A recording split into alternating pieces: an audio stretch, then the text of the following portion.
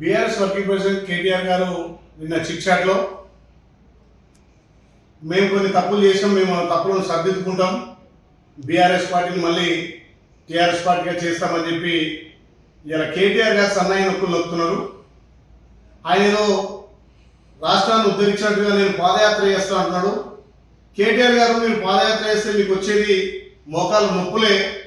తెలంగాణను నువ్వు, మీ నాయన, మీ బావ మీరందరూ కలిసి దాచుకొని మిగులు బడ్జెట్లో తెలంగాణను అప్పుల తెలంగాణ చేసింది కాబట్టి తెలంగాణలో ప్రజలు మార్పు కోరుకున్నారు.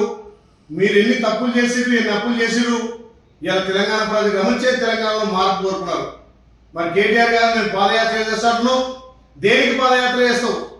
మీరు చేసిన అప్పులు, మీరు చేసిన తప్పులు ఒక్కొక్కటిగా సర్దిద్దుకుంటూ గౌరవ ముఖ్యమంత్రి రేవంత్ అన్న ప్రజాపాలన ద్వారా ఇలా రైతన్నలకు పెద్దపీట వేసి, మహిళలకు పెద్దపీట వేసి, యువతకు పెద్దపీట వేసి తెలంగాణలో సంక్షేమాలు అమలు చేస్తున్నందుకు పాదయాత్ర చేస్తావా? తెలంగాణలో ఇంద్రమిల్లు ఇస్తున్నందుకు పాదయాత్ర చేస్తావా? తెలంగాణలో రైతు రుణమాఫీ చేసేందుకు పాదయాత్ర చేస్తావా? తెలంగాణలో రైతు భరోసా ఇస్తున్నందుకు పాదయాత్ర చేస్తావా? మీరు చేయనటువంటి పనులు పేదోడి సొంతింటికి నెరవేర్చేందుకు పాదయాత్ర చేస్తావా? మీరు 10 ఏళ్ళుగా పేదోడు పట్టించుకోలే. ఇలా పేదల కోసం కొత్త రేషన్ కార్డులు, అరువులందరికీ రేషన్ కార్డులు, సన్న బియ్యం ఇస్తున్నందుకు చూసి ఓర్వలేక పాదయాత్ర చేస్తావా? నువ్వు పాదయాత్ర చేస్తే మొక్కలు నొప్పులు తప్ప ఒరిగేది ఏం లేదు తెలంగాణ ప్రజలకు. నువ్వు, మీ అయ్యా, మీ బావ చేసిన పాపానికి గంగలో మునిగి గోదావరి వెళ్ళిన మీ పాపాలు ఇలా కడిగేటి కావు. తెలంగాణ ప్రజలు మొత్తం విధ్వంసం చేసిన మీరు ఇలా సన్నాయి నొక్కులు నొక్కి మేము టీఆర్ఎస్ చేసేది లేకుండే మళ్ళీ మేము టీఆర్ఎస్ గా పెట్టుకుంటామని అంటుండ్రు కేటీఆర్. మరి మీ అక్క ఇలా తెలంగాణలో టీఆర్ఎస్ పెడతానందుకు భయపడి మళ్ళీ టీఆర్ఎస్ పెడతా అనుకుంటున్నావా? తెలంగాణ రాష్ట్ర సంపదను ఇతర రాష్ట్రాలకు దోచిపెట్టి మేము తెలంగాణ ఎలగబెట్టాం, భారతదేశాన్ని ఎలగబెడతామని చెప్పి భారతదేశంలో ఇలా రాజ్యం వెళ్ళాలని ఒక దుర్బుద్ధితోటి బీఆర్ఎస్ పెట్టుకున్నటువంటి మీరు ఇవాళ మళ్ళీ సన్నాయి నొక్కులు నొక్కుతున్నారు. కేటీఆర్ తస్మాత్ జాగ్రత్త. మీరు చేసిన విధ్వంసం, మీరు చేసిన అప్పులు, మీరు చేసిన అప్పులు తెలంగాణ గమనించే ఇలా ప్రజాపాలన తీసుకొచ్చారు.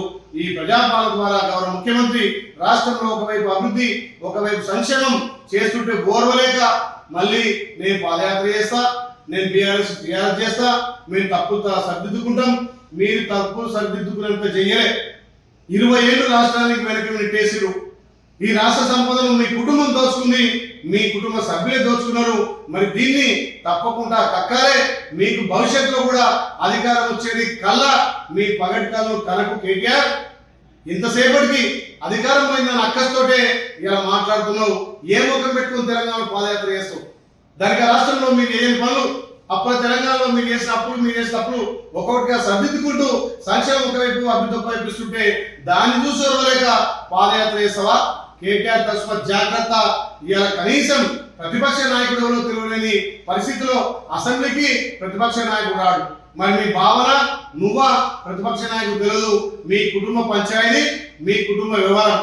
ఇలా మీ బాధలన్నీ తెలంగాణ ప్రజల బాధల లెక్క చూపిస్తూ తప్ప తెలంగాణలో ప్రజలంతా కూడా ఈ ప్రజాపాలన పట్టం కట్టిరు.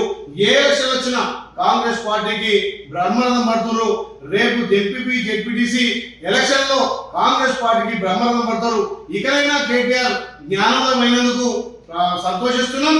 మీరు చేసిన తప్పులు, మీరు చేసిన అప్పులు నువ్వు, మీ అయ్యా, మీ బావ మీరంతా కూడా అమరవీరుల స్తూపం దగ్గర ఇలా మీరు మోకరిల్లాలే. తెలంగాణ ప్రజలకు మీరు క్షమాపణ చెప్పాలి.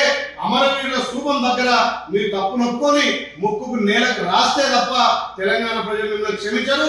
మళ్ళొక్కసారి ఈ చిట్చాట్లు, ఈ మాటలు, ఈ దుకాణం కేటీఆర్ బంద్ చేసుకోవాలని చెప్పి ఇలా తెలియజేస్తా ఉన్నా. Subscribe us and press the bell icon for more interesting updates.